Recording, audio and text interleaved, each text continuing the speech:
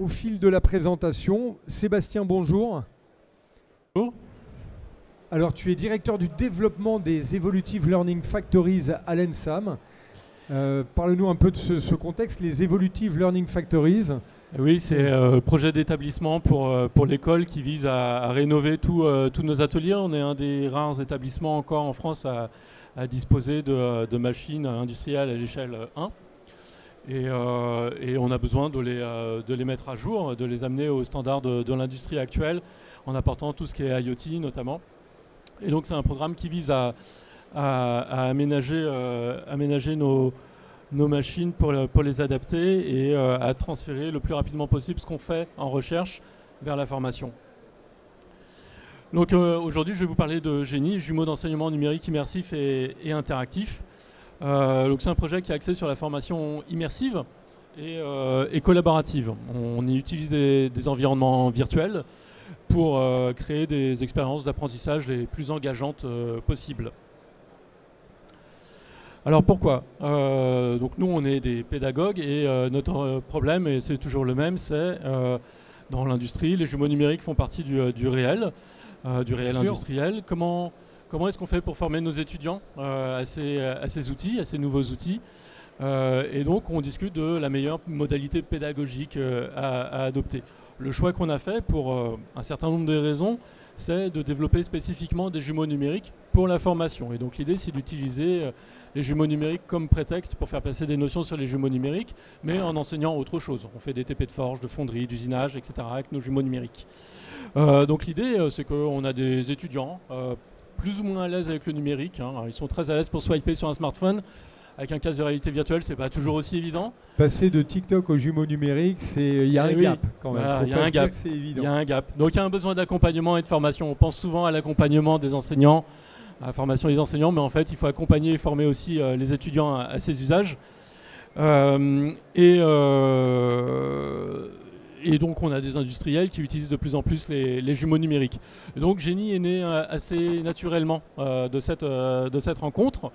Et puis il y a aussi un aspect coût carbone, parce que il y a plein de choses qu'on faisait en réel, une coulée de fonderie par exemple, pour faire de la découverte, pour montrer comment ça fonctionne, à quoi ça correspond.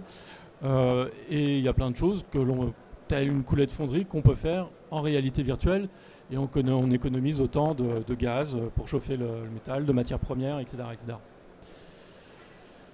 Et c'est vrai qu'il y a quand même deux leviers qui sont très forts dans cette méthode. C'est qu'on apprend à faire des opérations industrielles, on apprend la machine, et en plus on apprend à se servir d'un jumeau numérique, parce que comme tu le disais, aujourd'hui ça se développe de plus en plus.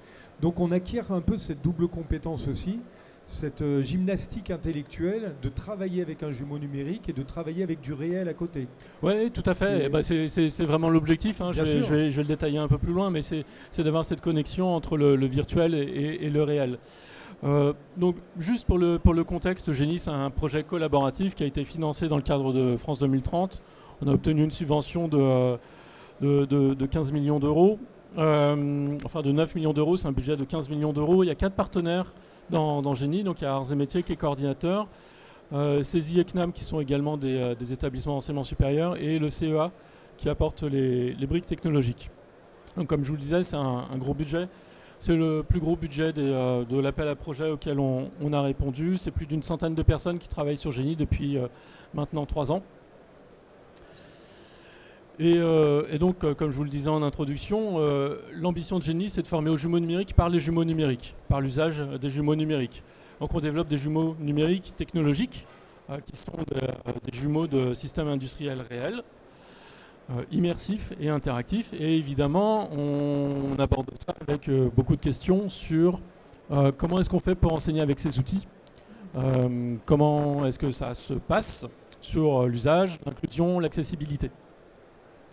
Donc on a développé aussi dans le cadre du projet tout un work package de sciences de l'éducation pour équiper nos enseignants dans comment aborder ces outils et comment accompagner les étudiants avec ces outils, quels cas d'usage sont véritablement pertinents et quels cas d'usage ne sont pas pertinents en réalité virtuelle. finalement, c'est une modalité pédagogique comme une autre. Il faut l'utiliser pour sa plus-value et dans les cas où elle apporte quelque chose. Alors, qu'est-ce qu'on entend par jumeau numérique? Donc, la définition qu'on a retenue, c'est celle qui est indiquée ici. C'est quelque chose qui permet de reproduire virtuellement un objet physique, un processus ou un système complexe de manière visuellement et physiquement réaliste. Donc, on a 4 briques. Une brique de représentation, donc on cherche à avoir une représentation. Sébastien, pas tenir le micro ici par en bas parce que c'est l'antenne. Non, au contraire, par le corps du micro, voilà, Okay. comme ça. Ça marche. Et Ouais. donc on a une brique de représentation, on cherche la représentation la plus réaliste et immersive possible, donc on est sur la représentation en 3 dimensions. On a une brique de physicalisation, donc on représente toute la cinématique des objets, on appuie sur un bouton, on ouvre des portes, on produit la gravité. On inclut aussi des modèles physiques. Quand on est sur de la forge ou de la fonderie, qu'on tape sur un lopin de métal chauffé, il ne s'écrase pas pareil selon la force qu'on apporte. La température, on est capable de calculer en temps réel le champ de température qui résulte du refroidissement. Donc on apporte tous ces modèles physiques. On a évidemment une brique d'interaction. Comment est-ce qu'en tant qu'utilisateur, en tant qu'apprenant, on interagit avec les jumeaux numériques. Donc on développe un certain nombre d'interfaces, que ce soit clavier-souris, un casque de réalité virtuelle ou smartphone, tablette, ça dépend des cas. Et on a évidemment la brique de connectivité qui permet de faire le lien entre le jumeau numérique et le jumeau physique. Donc qu'est-ce que ça donne en enseignement? On a identifié un certain nombre de cas d'usage pertinents. Tout ce qui tourne autour de la compréhension de phénomènes complexes, tout ce qui permet de montrer l'invisible. Évidemment, on ne va pas ouvrir une presse de forge demain dans l'atelier, c'est pas facile. En revanche, en réalité virtuelle, on peut le faire sans difficulté. Et donc, on peut montrer le fonctionnement de la presse. On peut montrer des champs de température. On peut visualiser des pressions, des débits. Et ça, c'est assez intéressant. Ça permet de faire de la découverte de moyens de production en toute sécurité.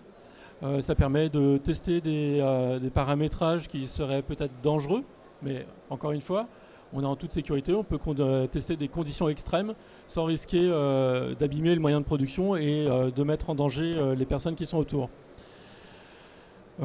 Après, d'un point de vue pédagogique, pour nous, ça permet aussi de montrer aux élèves l'intérêt du jumeau numérique dans l'industrie, évidemment. Donc, en termes d'enjeux sociaux, ça nous permet de dupliquer nos moyens de production.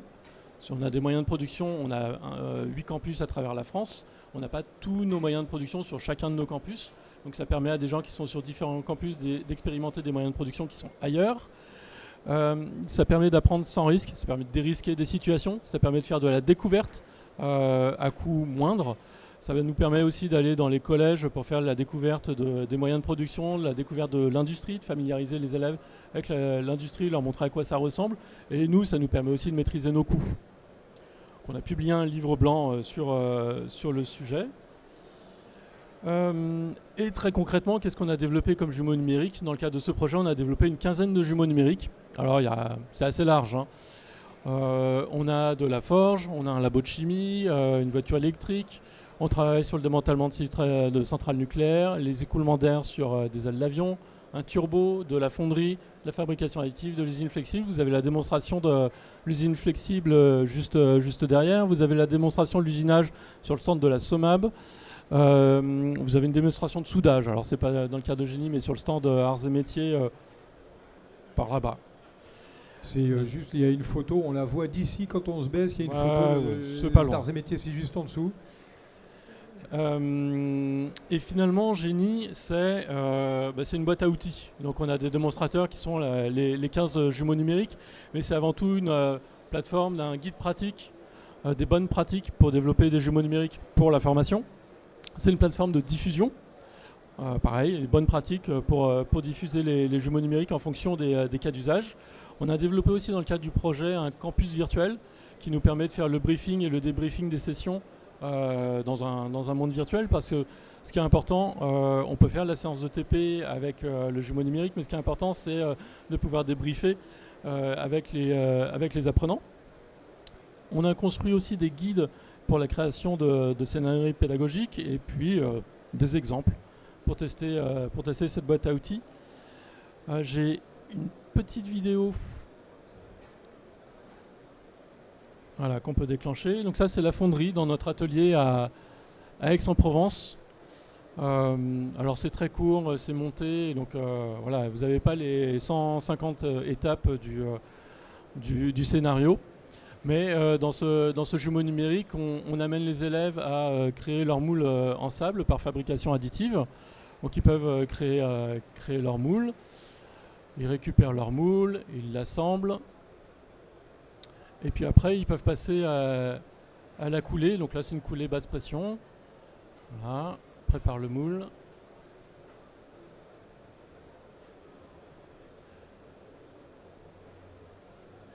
Hop. Et donc l'intérêt, c'est de pouvoir aussi avoir une logique procédurale. Ça permet de répéter, de préparer alors on ne va pas forcément jusqu'au geste fin, mais des procédures.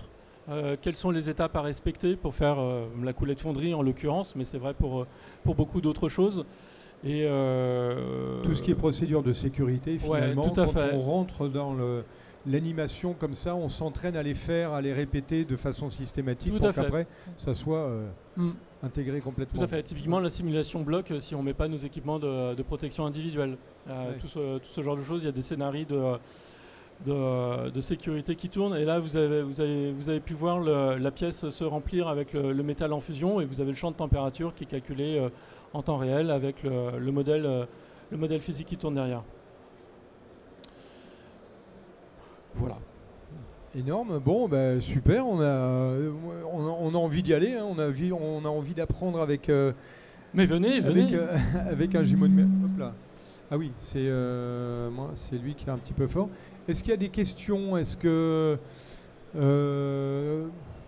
Trajan, pourquoi pas? Parce que toi, tu t'intéresses aussi à la formation. On a découvert hier la solution de casque avec vos outils de formation aussi, qui peuvent être complémentaires d'ailleurs. Hein. On est sur des terrains aujourd'hui où on utilise la technologie pour mieux percevoir. Question? Oui, bonjour. Merci pour cette présentation. Trajan Lavric, Shift 89. Du coup, j'ai une petite question par rapport au jumeau numérique. D'après ce que je sais, je sais que c'est compliqué à créer, le jumeau numérique. Un des problèmes, c'est quand le réel change, on est obligé de garder la synchronisation entre le réel et le virtuel. Et du coup, ça coûte, c'est compliqué. Si on n'a pas les experts à côté, on ne peut pas le faire nous-mêmes. Et je me dis, si vous avez, je me demande comment vous allez dans le futur tacler ce problème. Actualiser les modèles, en fait. Il y a cette oui, histoire comment on reste d'actualiser. en synchronisation avec l'environnement réel. Et la deuxième question, est-ce que vous avez envisagé d'utiliser la réalité augmentée? Parce que dans la réalité augmentée, on a le réel. Même s'il change, ça ne va pas nous impacter en mode direct les instructions. En fait, ça va être beaucoup plus facile de mettre à jour les formations. Oui, sur la réalité augmentée, il y a des jumeaux, typiquement la Turbo Machine qui a été développée exclusivement en réalité augmentée dès le départ. Après, il faut voir que le projet a démarré il y a 3 ans, et entre-temps, il y a les casques qui permettent de faire de la réalité mixte qui sont arrivés, et on est en train de porter pas mal de choses en réalité mixte. Donc typiquement, la fonderie, on pourrait la jouer ici, dans cet espace. Alors sur la mise à jour, il y a plein de stratégies différentes. Alors, typiquement, si vous allez voir sur le stand de SOMAB, sur l'usinage, on a le jumeau numérique qui est complètement lié à la machine, à un type de machine donnée. Donc on émule la commande numérique et on récupère la commande numérique, on met à jour le jumeau numérique, on récupère les instructions rentrées dans la commande numérique et on met à jour le jumeau numérique en fonction de ce qui est rentré dans la commande numérique. Donc ça, on est capable de le faire, mais on est très très dépendant du modèle, de la commande numérique. Après, il y a d'autres stratégies qui sont typiquement, on n'a pas forcément tout numérisé. On a une presse de forge des années 60, donc on a mis des capteurs et on fait remonter les données de ces capteurs pour mettre à jour la simulation. Après, ça dépend aussi des usages. Donc on a différents porteurs de projets pour chacun de nos jumeaux numériques. Ils ont tous envisagé des usages différents. La consigne, c'était que ça puisse servir dans leur enseignement. Certains ont une stratégie très tournée vers l'industrie tout de suite. Donc c'est le cas de l'usinage. D'autres étaient beaucoup plus tournés vers la découverte de moyens de production. C'est le cas de la forge. Donc l'enjeu sur la forge, c'est pas tant la mise à jour en temps réel, finalement, que de pouvoir montrer quelque chose de très réaliste. Ok, merci. Bien répondu. Et on voit aussi que ce sont des technologies qui avancent très vite. On en parlait tout à l'heure. Le jumeau numérique qui est arrivé sur des grands salons industriels comme ça il y a pas mal d'années, mais au début c'était très coûteux, c'était des grands développements finalement industriels qui concernaient l'aéronautique, l'automobile. Et aujourd'hui, on voit qu'il y a une diminution des coûts, une rapidité de calcul qui permet aujourd'hui d'avoir beaucoup de réactivité et d'adaptation, justement, comme évoquait Traya. Ça permet de faire évoluer les modèles rapidement. Oui, et il se trouve qu'on a les équipes en interne pour... tous nos jumeaux numériques NSAM ont été développés en interne par des équipes NSAM à Invalor. On a les compétences en 3D, donc la plupart sont construits sur Unity. C'est du développement Unity. Là où on touche la limite, c'est sur les modèles physiques. Quand on veut intégrer le calcul temps réel ou le plus temps réel possible de refroidissement de la coulée, là typiquement on touche à la limite de ce qui est possible de faire. Et quand on essaye de déporter le calcul dans le cloud, là on a les infrastructures qui tombent. C'est évidemment dans nos établissements ça passe pas, on est obligé de tout traiter en local. Mais oui, on est à la limite, et ce qu'on a livré là, on n'aurait pas pu le faire il y a 5 ans, très clairement, pas de la même façon, c'est certain. Et aujourd'hui, on se pose beaucoup de questions sur l'intégration de l'IA. Il y a plein d'IA dedans. Les modèles physiques, en fait, ils sont nourris à l'IA. Il y a des modèles qui ont été entraînés pour reproduire les champs de température, etc., etc. On se pose beaucoup de questions sur l'impact de l'IA générative. Typiquement, on peut imaginer des séquences de formation, des scénarios pédagogiques où on a une assistance de premier niveau avec une IA générative à laquelle on peut poser des questions et qui répond, qui donne des pistes, qui assiste l'apprenant. On peut aussi se poser des questions sur la construction des scènes. On peut faire, finalement, là on a reproduit l'atelier en 3D avec Unity. Peut-être que le fond de l'atelier, on aurait pu le faire avec 3 clichés, un peu de Gaussian splatting, et on aurait gagné beaucoup de temps. Mais voilà, il y a 3 ans, en fait, on n'avait pas ces outils-là. Et du coup maintenant, parce qu'on voyait dans les sponsors, donc il y a les arts et métiers, CESI, Grande École d'ingénieurs aussi, vous êtes focalisé sur tous les étudiants de ces écoles quelque part. C'est pas encore, est-ce que c'est disponible aujourd'hui pour toutes les écoles d'ingé ou pour... comment ça se passe, le développement maintenant concret? Oui, la dissémination, c'est en cours, on y travaille, mais c'est bien l'objectif, c'est de pouvoir les rendre ces jumeaux numériques en accès libre, alors selon différentes modalités. Avec abonnement bien sûr, avec un suivi, parce que ça nécessite, comme on l'évoquait, derrière de l'entretien, de la maintenance numérique. C'est ça. En fait, ce qu'on voit pas, c'est qu'on peut les mettre à disposition tels quels, mais probablement que les gens qui les récupéraient n'iraient pas très loin avec. Parce que déjà il y a pas mal d'accompagnement et de formation à mettre en place dans l'usage de ces jumeaux numériques, que c'est des scénarios pédagogiques qui sont figés, qui nous correspondent à nous, mais qui ne correspondent pas nécessairement aux situations d'autres établissements ou d'industriels.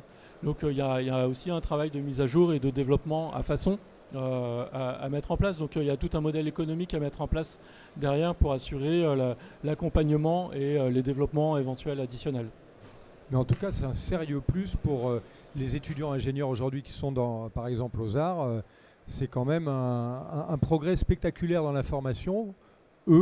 Parce que comme on l'évoquait au début, j'apprends un métier, en plus j'apprends toute la partie digitale du métier avec le numérique. C'est énorme pour eux, quoi. Oui, c'est l'ambition du projet. On espère vraiment que ça apporte un plus. Oui, non, mais c'est clair. Bon, super. Bon. Any more questions? Bien. Merci beaucoup, Sébastien, pour cette présentation.